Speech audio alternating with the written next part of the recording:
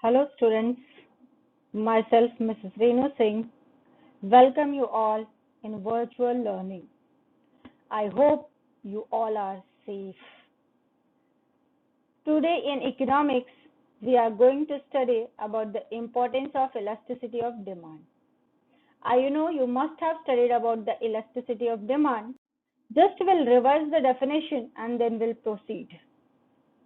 Elasticity of demand. Elasticity of demand refers to the degree of responsiveness of quantity demanded to a change in its price or any other factor, which means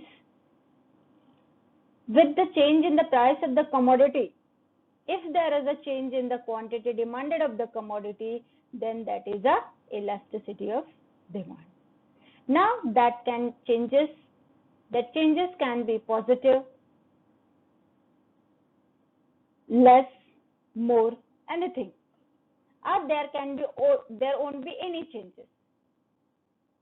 Professor Alfred Marshall also has given the definition of elasticity of demand.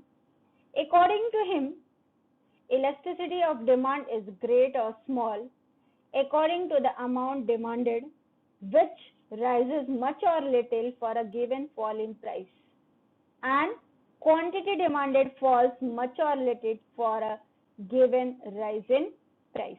Means if there is an increase in the price, generally people are demanding less and vice versa. Now we'll go to the importance of elasticity of demand. According to Lord Keynes, it is the most important contribution made by the Alfred Marshall. What is the most important? That is the elasticity of demand. Now this impact or significance can be understood with the help of following application. The first application is the importance to a producer. Now who is a producer? Producer is a person who produces different products. Now that products can be related to any field.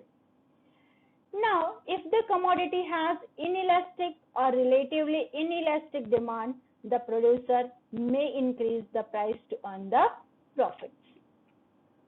Here, I would like to tell you that if the changes in the demand is more, then the commodity have the elastic demand. Whereas when the changes in demand with the change in the price is less, then that is a inelastic demand. Means in short, we can say if changes are more, then that is elastic. If changes are less, then that is inelastic. Now this can be understood with the help of diagrams, how it will help to the producer to decide which product is to be produced and which product is not to be produced. See here in this diagram, x-axis shows the quantity of the demand and y-axis shows the price of the commodity. Now, you can see here at the price 50, the quantity demanded were 100. Whereas when the price increased from 50 to 60, the quantity demanded decreased from 100 to 50, that is nearly 50%. Means in this case, producer will not increase the price of the commodity. Whereas with another diagram, we can understand that is inelastic demand. In inelastic demand, the demand curve is steeper. Means now here we can see on the x-axis quantity demanded, y-axis price of the commodity. At price 10, the producer was selling 88 units of commodity, whereas at price 14, of course demand has reduced, but it has reduced only by 8 units, that is 10%, whereas increase in the price is 40%. Here you can see in red. Now if we'll calculate the revenue for the producer, that is 10 into 88 is the 880 rupees. Whereas when he charges 14 rupees for the commodity and he sells 80 units of that commodity, then he for 14 into 80 is equal to 1120, which is more than 880.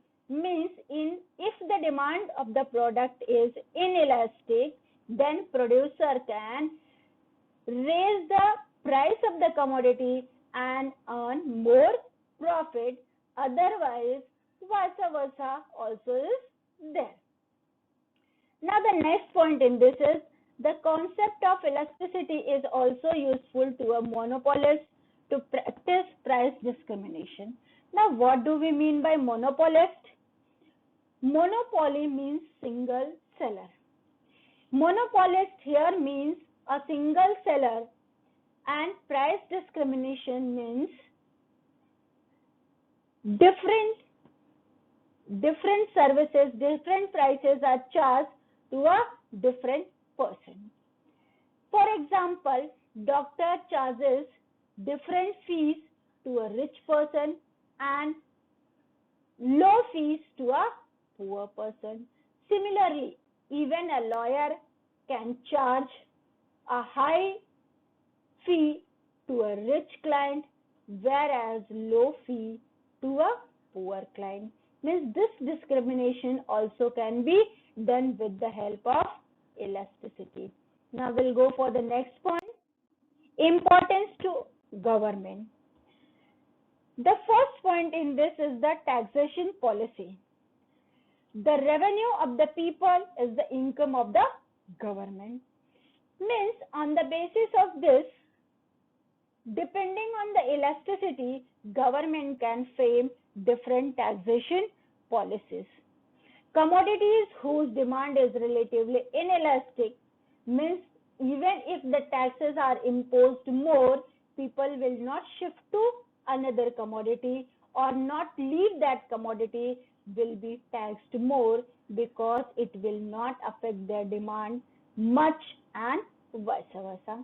Now this can be understood with the recent example. Still we are facing the corona problem, and nearly 1.5 months everywhere there was lockdown, means none of the shops were open, leaving essential shops. After that our economy has pushed down. After 1.5 months, government has allowed to open some shops. In that, one of the shop was the liquor shop.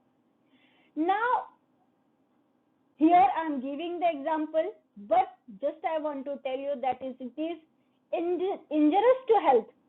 So, I am not justifying it, but just for the example, I am telling you that on the liquor bottle, which was initially costing 100 rupees, this time since 70% corona fee or corona tax was included, it was costing 170. But still you must have heard and seen in the news channels that people were standing in the queue to purchase that.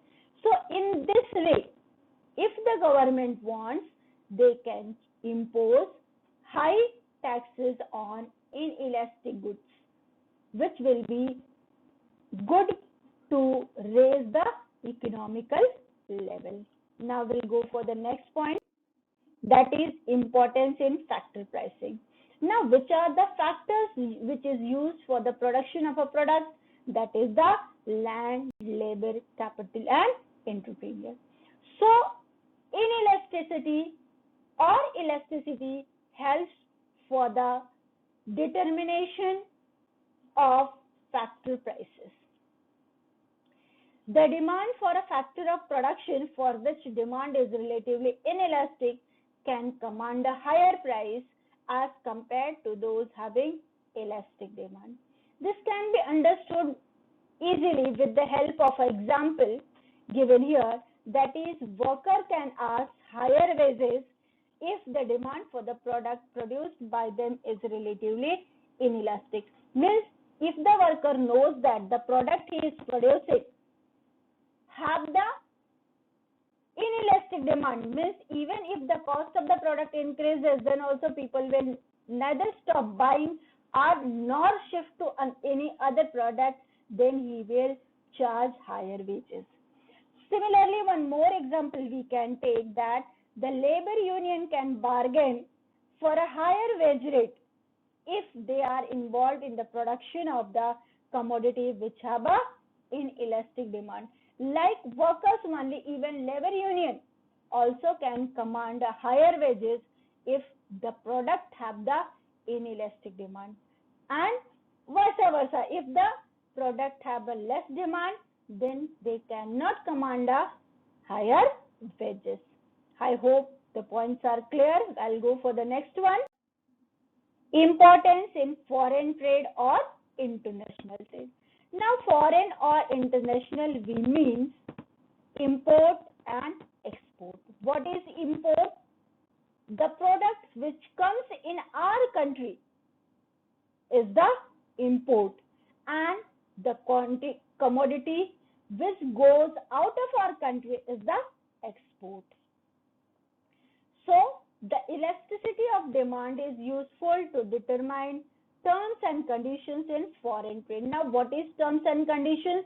The different policies which product is to be imported, exported, and which type of taxes are to be levied, that all can be understood with the help of elasticity of demand.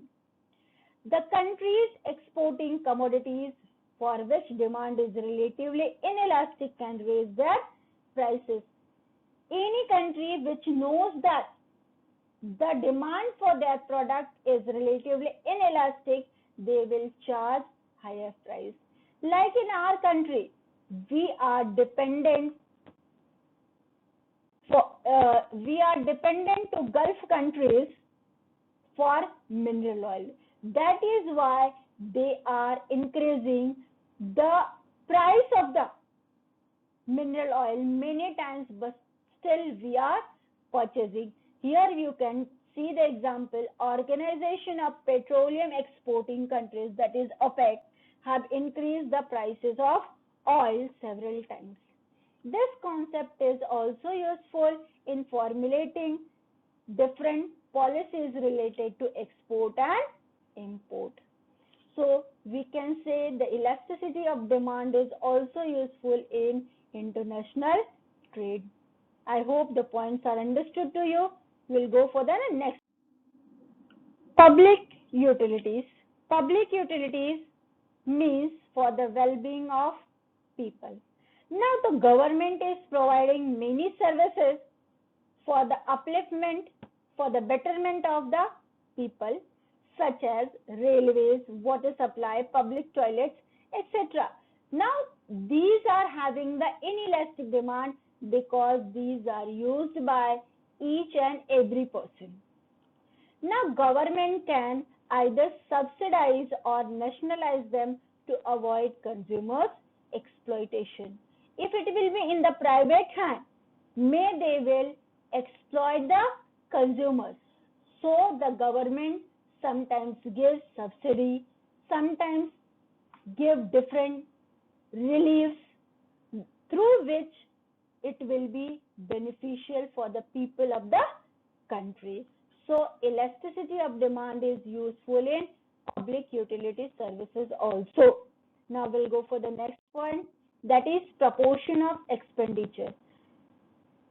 Expenditure means the amount which we are using for the consumption. If the proportion of the expenditure is high, then people will purchase many things whichever is less important or more important. But if the proportion of expenditure is less, then people will avoid to purchase comforts and luxurious items. So, if it is inelastic, then people will not go for the comforts and luxuries. Now, this also can be understood with the help of example newspaper. Now, newspaper, if our consumption is more, then we may go for the newspaper. If it is less, then we may not consume it. I hope all the points are clear. So I'll conclude that elasticity of demand is useful to the producers, farmers, workers, government. Everyone have the utilization of this. I hope all the points of importance of elasticity is clear to you all. If any problem is there, then please replay the video. I hope it will be clear to you. With this, our topic and our chapter is over. I'll take a leave from you with the statement of a great economist, that is Amartya Sen. Economic growth without investment in human development is unsustainable and unethical. Thank you. Be safe and study well.